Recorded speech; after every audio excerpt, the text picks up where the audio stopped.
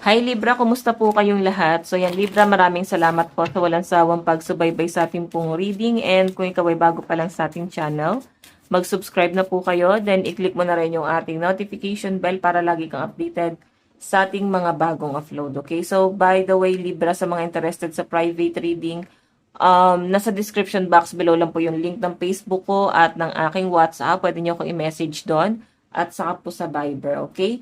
So, by the way, guys, tignan natin ano ba yung mga possible na ganap sa inyo this week. Libra, Sun, Moon, Rising, and Venus sign. Ano pa yung mga possible na ganap kay Libra this week?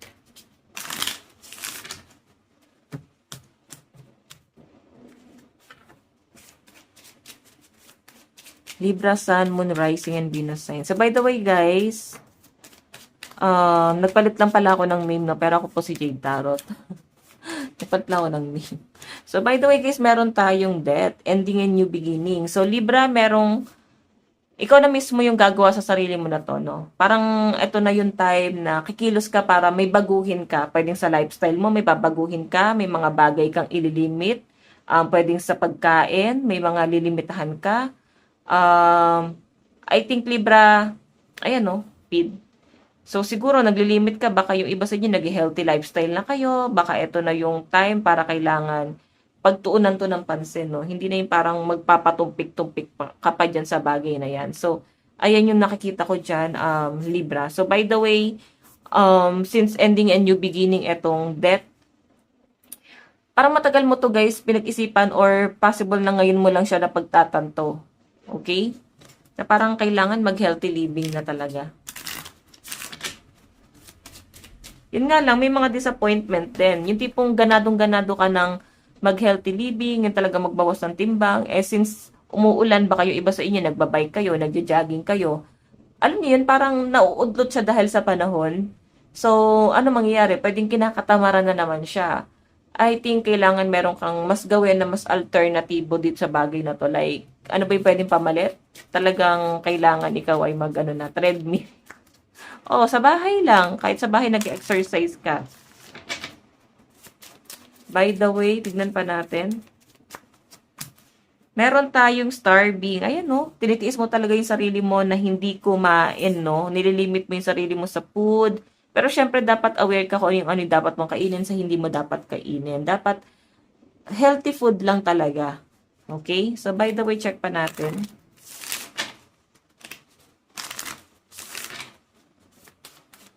Libra, Sun, Moon, Rising, and Venus sign. Saka guys, dapat hindi nyo masyadong ginugutom yung sarili nyo. Ano ba yung pwedeng pamalit dyan? Na mabilis kang mabusog. Kailangan nagsisearch ka din kung ano yung mga pagkain na mabilis kang mabusog pero at the same time, hindi siya guys nakakataba. Diba? Hindi mo kailangan tiisin yung sarili mo na wag kumain dyan. So, may nakikita ko dito guys, pwedeng may someone na nakakamiss sa inyo, nalulungkot sila, or may nakikita rin ako dito Libra na someone na gusto makipag-reconcile sa inyo ngayon. And sobrang namimiss ka nitong taong to. Nangungulila sa inyo. Ayan. Pwedeng someone na nasa malayo. And ngayon parang feeling ko, love ka pa rin itong taong to. Siguro kailangan niya lang talagang limitahan yung connection yung dalawa. Tignan pa natin additional message. Meron tayong relax. So, Libra, sinasabi dito, parang kailangan mong mag-relax daw muna ngayong week na to. For example, kailangan after ng exercise, magpamassage ka kaya, or ipamper mo muna yung sarili mo, no? Kumbaga, mag-me time ka muna, or iba sa inyo, guys, ayan, ang sarap mag-relax, ang sarap matulog. Siguro, nasa set aside mo muna libre yung mga trabaho mo, yung mga gawain mo.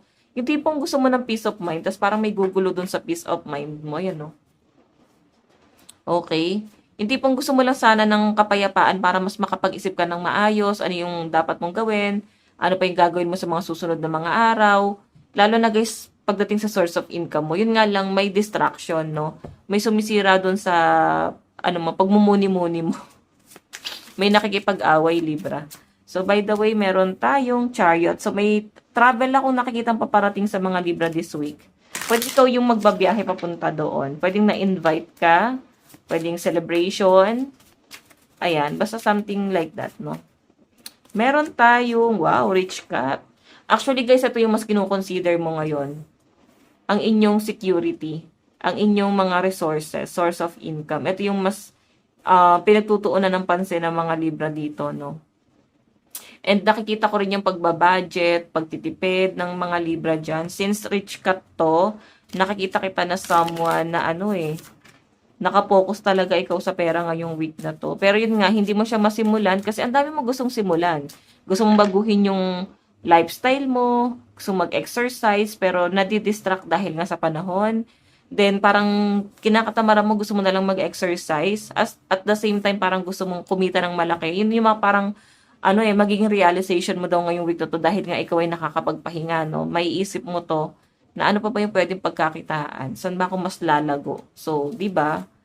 Sabihin, blessing in disguise pa rin yung ulan. Kasi, hindi ka man naging mayaman dito muna, na isang tabi mo muna, at least meron kang ibang planong naiisip, no? So, by the way, tignan pa natin.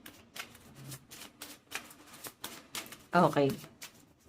Pagdating naman sa inyong love life, Libra, meron tayong we want more food. Oh, may mga nagwewelga, pwedeng hindi makatarungan, may mga demand, pwedeng hindi na nakokontento dun sa relasyon kasi nakikita nila kung ano yung kakulangan ng partner nila.